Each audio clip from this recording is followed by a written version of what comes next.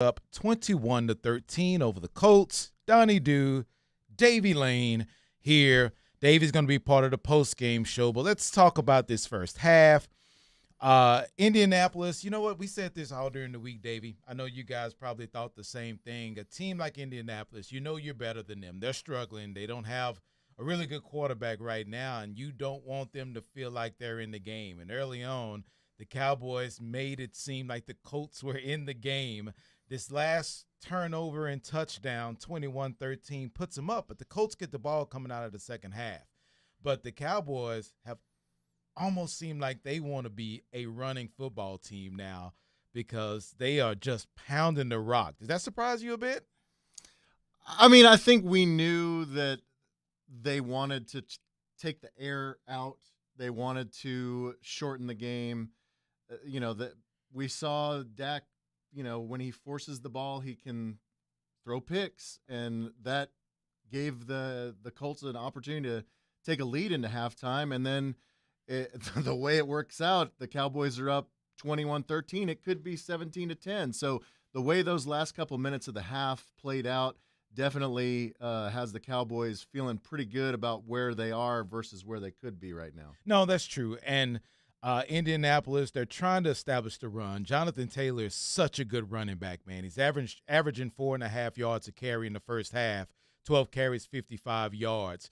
But it just feels like whenever the Cowboys need to dial up a defense that's going to make Matt Ryan look like Matt Ryan of 2022, they can do that. They had a couple of third downs where they just brought the dang house. Yeah, when Donovan Wilson isn't blocked, then Matt Ryan is going down. It's just when anyone's not blocked, he's going down. He's a statue back there. If he wants to run only when he has to, and he didn't even get the opportunity on those 2 sacks.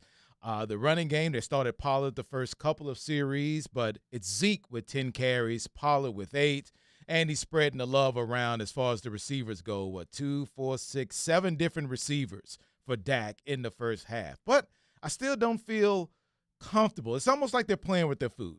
And they did that same thing against the Giants before they opened up in the second half, but you kind of want to see Dallas kind of dominate this team that looks like they're kind of ripe to be dominated. Yeah, it's hard when you're just trying to evaluate on a half because it does look like there's no way that the Colts belong on the field with this Cowboy team, and that this Cowboy team, when their offense is hitting on all cylinders and when their defense is playing up to their potential, a team like the Colts has no chance. And maybe over the course of 60 minutes, it will play out that way.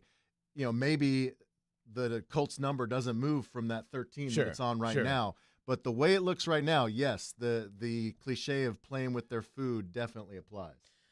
CeeDee Lamb has been definitely involved in the offense. He has 3 catches for a touchdown. The first touchdown where he looked like he was going to be tackled short of the first down, but no body part hit the ground, and he got up immediately and kept going for that touchdown. And he's carried the ball twice for 23 yards, back-to-back carries on the jet sweep to move the chains.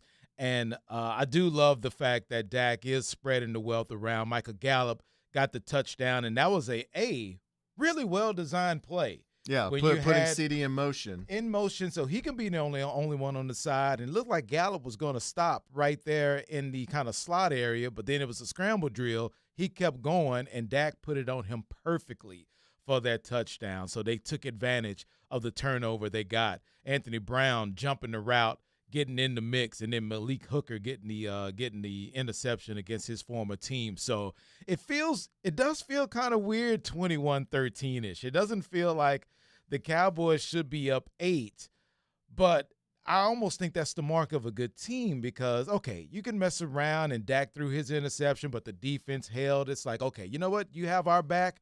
We'll get yours. The defense got the interception. The Cowboys offense turned that into a touchdown. So it's looking pretty good here in the first half because I just don't think Matt Ryan is capable of doing a lot as far as bringing the Colts back against this Cowboys team. No, I mean, obviously now they're playing from a deficit. This is the largest deficit of the game at this point.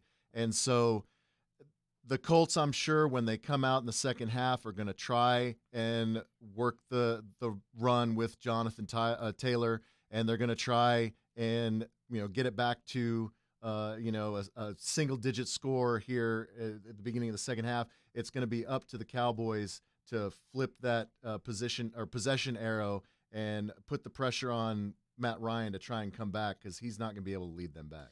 No, and you talk about trying to shorten the game, and it's like you want to do that against Philadelphia or someone like that. You feel like you don't have to shorten the game with the Colts, but they've been able to move the ball down the field just a tad. Hang on, let me see this, because possessions were at a premium because they did try to run the football a ton. 7 first downs for Indianapolis in the entire first half. They ran 31 plays. I'm pretty sure the Cowboys are happy about that because they've run 10 more, and they can wear down that Indianapolis Colts defense. So Cowboys win at the time of possession. Turnover battle is even. It's a cleanly played game. They really hadn't had too many only 2 penalties for Indianapolis and 1 penalty for Dallas. And they've been successful in both of their red zone adventures the Cowboys have. So while it feels a little weird, it feels like the Cowboys, the way they've been playing this year in the second half, if they continue to do that, should be able to put more points on the board and kind of put this game out of reach. Yeah, I mean, there's not a lot to complain about. It's just not where you thought you would be at the half. All right. Hopefully you guys will listen to the post-game show, because myself, Jake, Davey, we're going to fire off some hot sports opinions. So, Oak Cliff, baby. Yeah. That's my hood. Let's do this.